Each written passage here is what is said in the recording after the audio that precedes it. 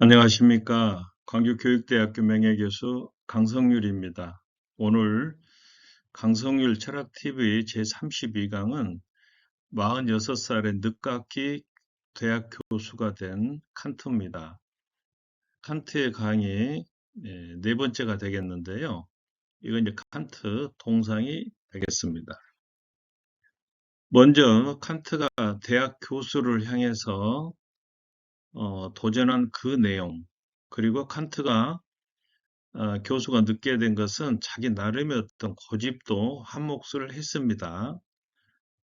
세 번째 기회가 주어졌지만 그때마다 사양하거나 거절했고, 심지어는 베를린 대학 초빙도 거절하면서 자기 고향인 케니스베르크에 머물려고 했던지 결국 46살에야 자기의 모교이자 고향의 케니스베르크 대학의 정교수가 되는 그런 내용입니다. 그래서 그가 얼마나 고향을 사랑했는지 그런 내용이 되겠고, 교수가 된 뒤로는 그야말로 탄탄대로 철학의 천재라는 말을 들을 때까지 80세까지 이렇게 살면서 자기의 사명을 잘 감당했던 사람이 칸트입니다. 자, 칸트는 케니스베르크 대학에 여러 차례 교수직을 지원했어요. 그때마다 실패를 했는데, 이제 첫 번째 기회는 스승인 크누첸이 사망한 후에 찾아왔습니다. 사실 칸트 자신도 그 자리를 원했는데, 이때는 마침 이 프러시아는 이제 칸트의 고향 조국이죠. 오스트리아 제국과 7년 전쟁이 곧 터질 것 같은 그런 분위기였거든요. 그래서 이제 정부는 재정을 줄일 목적으로 아예 그 자리, 빈 교수 자리를 없애버렸습니다. 그래서 실패를 했고, 여기는 케니스베르크 대학 당시 그 사진입니다. 두 번째 기회는 34살 때 찾아왔는데요. 그것은 바로 논리학, 형이상학 정교수인 키프케가 사망했기 때문입니다. 대개 대학 교수는 티오가 정해져 있기 때문에 교수가 이제 퇴임하거나 사망했을 때 자리가 비죠. 이때 이제 은사 슐츠도 칸트를 적극 추천했습니다. 그런데 하필이면은 함께 지원한 사람이 전공의 선배인 부크라는 사람이었는데, 이때는 이제 마치 오스트리아와 이제 프로이센이 전쟁을 하고 있었거든요. 근데 이 오스트리아가 이제 러시아가 이렇게 동맹을 맺었는데, 이제 프로시아 입장에서 보면 적군 아닙니까? 이 러시아의 사령관이 이 선배인 부크를 임명해 버린 거예요. 이게 이제 7년 전쟁의 그림입니다. 자, 그러니까 조금 전에 말씀드린 대로 칸트의 사실은 명성이나 실력을 감안하면은 상당히 불공정한 처사였죠. 근데 여기에는 이제 칸트 자신의 어떤 고집, 이것도 한 몫을 거들었는데요. 칸트는 성격상 뭐 취직하기 위해서 누구에게 아부한다거나 경쟁자를 제치기 위해서 로비한다거나 이런 성격이 아니었습니다. 그래서 이제 두 번이나 이제 실패하고 다시 시간 강사로서 연구하고 강의하는데 전념하게 되는 겁니다. 그러니까 이 사실만 봐도 칸트가 세속적인 욕망에 그렇게 사로잡힌 사람이 아니었다. 이걸 우리가 이제 알 수 있겠죠.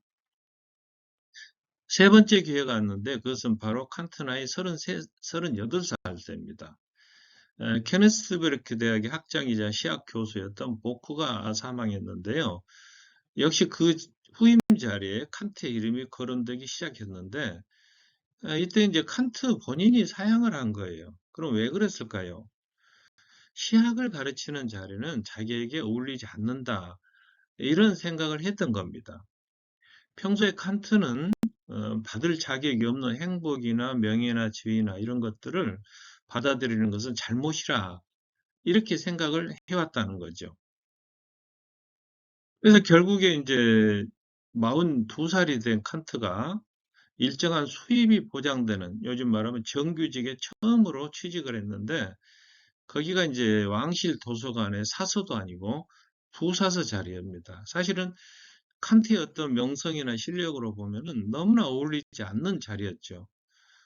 그런데 이 자리를 묵묵하게 이제 감당을 해 나가는 겁니다. 그러자 이제 3년 후에 이 에어랑겐 대학이라고, 에어랑겐, 남쪽이죠. 여기서 초빙이 왔어요. 근데 이제 그걸 또, 사양을 합니다. 그리고 예나 대학이라고 하는 곳에서도 이렇게 초빙이 왔지만 또 사양을 해요.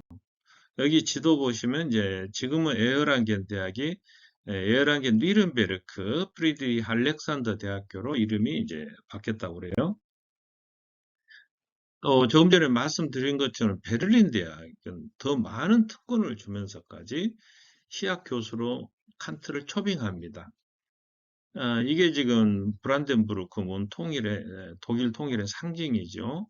그리고 여기는 이제 베를린 자유대학의 캠퍼스 전경인데 이 자리는 학술 축제와 국가적인 어떤 축제 때 시를 짓는 영국으로 말하면 개관시인 정도 되는 것 같아요. 이거 이제 과제이지만 너무너무 영광스러운 자리죠. 근데 칸트는 이 자리마저 거절하고 맙니다. 왜 이렇게까지 칸트가 고향 퀘니스베르크를 떠나지 않으려고 했던가? 결국에 그렇게 우리가 해석할 수밖에 없거든요. 그래서 결국에 이제 46살 때 퀘니스베르크 정교수가 되는데 이제 그 과정을 살펴보면 이렇습니다. 1770년에 케니스베르크의 이제 신학 수학 교수인 랑한젠이 사망을 합니다. 그러자 칸트는 논리학 형이상학 교수였던 부쿠를 그 랑한젠 교수의 후임자로 추천을 하고 자기는 논리학 형이상학의 정교수로 초청해 주라 이렇게 요청을 한 거예요. 자기는 이제 논리학 형이상학 정교수 자리가 어울린다 이렇게 생각을 한 거죠. 그리고 대학에서 이제 그 칸트의 요청을 받아들여서 보름 후에 부쿠가 그 자리로 가고 그 후임으로 칸트가 임명되기 이르렀던 겁니다. 이게 이제 케니스베르크 대학 자리고 이것은 이제 오늘날 그 국립대학 교수는 대통령으로부터 임명을 받았어요. 몇 년 전만 해도. 물론 지금은 이제 대학 총장으로 모든 임명권이 넘어갔습니다만은 자, 이때만 해도 또 독일도 왕이 직접 교수 임명을 했습니다. 그래서 임명장에 어떤 내용이 적혀 있냐면은 학생들을 열성적으로 가르치되 당신의 근면과 탁월함 때문에 그리고 무엇보다도 당신이 철학에서 이룩한 이 학문적인 성과 때문에 당신을 교수로 초빙합니다. 이렇게 돼 있어요. 그리고 이제 칸트가 그 자리로 가서 평생 동안 그 자리를 지키게 됩니다. 이때 이제 칸트가 교수 취임하면서 쓴 논문이 바로 감성계 및 예지계의 형식과 원리의 관하라고 하는 논문인데 이 논문 역시 칸트의 철학 사상 발전에 있어서 굉장히 중요한 의미를 갖고 있습니다. 이 책은 제가 칸트 근세체라고 완성하다는 책인데 출판사 요청을 받고 썼던 책입니다. 칸트가 고향을 얼마나 더 사랑했는지 이제 또 이런 일화도 있습니다. 자, 칸트가 교수로 임명되고 7년 후에 이 할레 대학 좀 그 베를린보다 좀 아래쪽에 있습니다. 재상인 제트리체가 2배 봉급과 더 좋은 조건들로 칸트를 초빙합니다. 당시 칸트 봉급이 236달러였다고 그래요. 이때 재상이 제시한 금액은 600달러니까 2배가 넘죠. 그리고 다음 해부터는 800달러로 인상해 주겠다. 요즘 환율로는 별거 아닌데 당시 물가라든가 사회 형편상 보면 상당한 금액이었던 것 같아요. 그러나 칸트는 이 자리도 또 사양합니다. 아, 대신에 이제 미안했던지 그 재상의 호의에 대해서 이제 자꾸 거절하니까 미안했던지 그 유명한 순수이성 비판을 쓴 다음에 이 서문에 이 책을 재상에게 바친다. 이런 거를 썼다고 그래요. 그러니까 여기는 이제 퀘네스 베르크 그 시가 진 신의 정경인데 그만큼 이 도시를 떠나고 싶지 않아서 그랬겠다. 이제 우리가 이렇게 짐작할 수 있겠습니다. 자, 드디어 이제 가난하고 고달픈 15년 동안의 시간 강사 생활 끝에 철학 교수가 된 이 칸트는 연구에 전념하기 시작합니다. 그리고 수입을 늘리기 위해서 공개 강좌를 여는데 굉장히 인기가 많았다고 그래요. 강의실 밖 복도에까지 들어찰 정도로 이렇게 청중들이 많이 몰려들었습니다. 요즘 말하면은 스타 강사죠. 청중 가운데는 학생들뿐만 아니라 군인, 귀족, 상인 등 온갖 직업의 사람들이 다 몰려들었다고 합니다.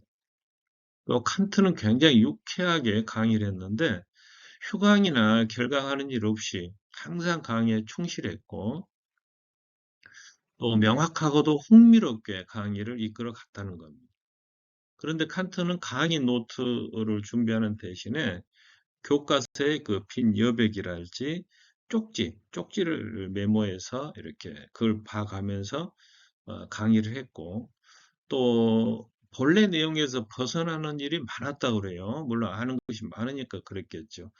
한참을 이제 이렇게 다른 이야기 하다가 그건 그렇고 이렇게 한 다음에 다시 본 강의로 돌아왔다는 겁니다.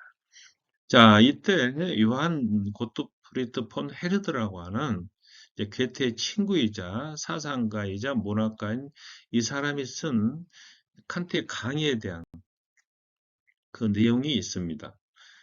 그의 넓은 이마에는 명랑한 기쁨이 사라지지 않았으며 그의 입술을 타고 쏟아지는 깊고 넓은 사상의 달변에는 해학과 재치와 변덕 같은 것이 떠날 줄 몰랐다. 그것은 적절한 때에 튀어나왔으며 그 덕분에 그의 강의실은 마치 즐거운 사교장 같았다. 그의 강의는 오직 진리를 찾아 헤매는 그리하여 인류의 행복을 증진하려는 매우 아름다운 정열이었다. 한마디로 그의 교훈적인 강의는 큰 즐거움의 통로였다. 그는 악이라는 것을 전혀 몰랐다. 당파심이라든가 파벌근성 같은 것은 그와 인연이 멀었다. 그야말로 나에게 있어서 인도주의 참 스승이었다. 그는 젊은이들의 인기를 구하지 않았다. 그는 거만하게 자신이 말한 것을 받아 쓰도록 한다거나 권위로서 가르치려 하지 않았다. 이 사람의 이름은 바로 임마누엘 칸트이다. 오늘날 우리나라의 대학 교수들도 아마 참고할 사항이 많은 것 같습니다. 칸트의 동상이죠. 자, 철학의 천재가 드디어 이제 나타난 겁니다. 46살의 나이에 비록 늦깎이로 대학 교수가 되고 11년 후에 바로 1781년에 그 유명한 순수이성 비판이 나옵니다. 그러니까 이때 11년 동안이나 아무 어떤 그 책을 안 내니까 주변에서 막 조른 거예요. 왜 당신은 가만히 계시냐고. 제발 당신의 해박한 지식 이걸 갖다가 책으로 내야 될 거 아니냐고. 그래도 침묵을 지키다가 드디어 11년 만에 그의 나이 57세 나이에 이 책을 내므로써 바로 철학의 천재라고 하는 사실을 온 세상이 증명하게 된 겁니다. 그래서 유럽 전체에서 존경을 받게 되고 칸트 철학은 전 세계로 유행처럼 번져나가기 시작한 겁니다. 칸트의 저서들이 귀부인의 안방에 또 이발사들이 그의 칸트가 쓴 그 독특한 용어가 있어요. 철학적인 용어를 사용한다는 이런 기록이 있습니다. 그래서 오늘날에도 이 서양 철학사를 통틀어서 이 순수이성 비판처럼 단 한 권의 책이 그처럼 큰 위력을 발휘하는 경우는 없지 않는가 이런 평가가 있습니다. 순수이성 비판 이후에 계속 실천이성 비판, 판단력 비판들이 쏟아져 나오는데요. 이런 책들을 통해서 칸트는 자기의 모든 철학을 에게 이제 쏟아 넣었고 이후에 그의 철학은 거의 모든 대학에서 강의의 소재로 활용되었다. 그런 얘기입니다. 그리고 이 케니스베르크라고 하는 그렇게 크지 않은 도시를 철학의 성지로 여긴 젊은이들이 몰려들기 시작했는데, 나중에 보면 그 칸트가 침묵을 지켰던 이 11년의 세월이야말로 위대한 작품을 잉태하여 세상에 내놓기 위한 상고의 세월이었다. 그런 평가를 할 수가 있겠습니다. 자, 칸트는 이후에 케니스베르크 대학의 평이원 학장을 거쳐서 62세와 64세죠. 두 번씩이나 총장에 취임했는데 독일은 이 총장의 임기가 그렇게 길지도 않고 또 무슨 큰 권력이나 권리가 있는 것도 아니에요. 그래서 결국에 두 번이나 총장에 취임했지만은 이게 이제 학문 연구에 방해가 된다고 그래서 어, 임기가 되기 전에 사표를 냅니다. 칸트는 62세 베를린 학술원 회원이 됐고 그 후로 페테르부르크 학술원 또 시에나 학술원 회원을 차례대로 이렇게 겪게 되는데요. 자, 학술원 회원이 뭘까요?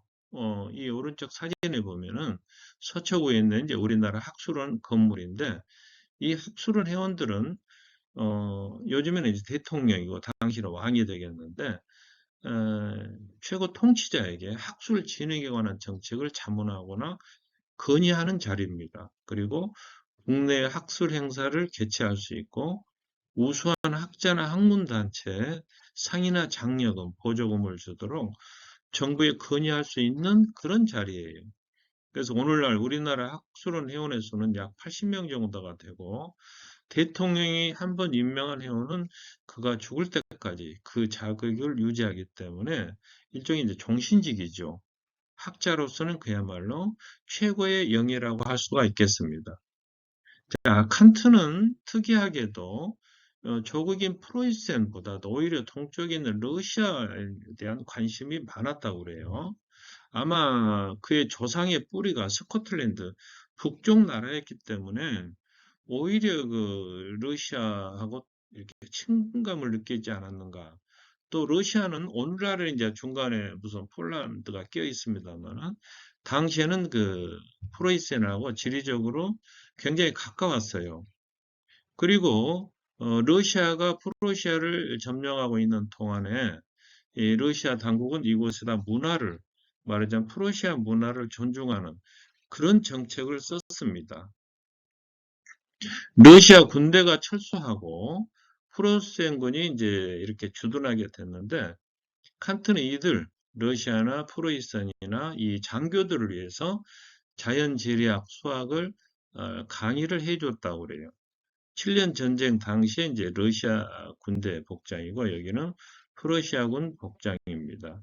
그래서 7년 전쟁 때는 영국과 프로이센이 한편이 되고 프랑스, 오스트리아, 러시아가 한편이 돼서 전쟁을 했다는 거죠. 이 시간 강의를 마무리하도록 하겠습니다. 칸트는 대학 교수를 향한 끊임없는 도전을 했습니다. 그러나 세 번씩이나 이렇게 기회를 놓친 것은 여러 가지 이제 외적인 여건도 있지만 칸트의 소신이나 고집도 한몫을 했을 거다.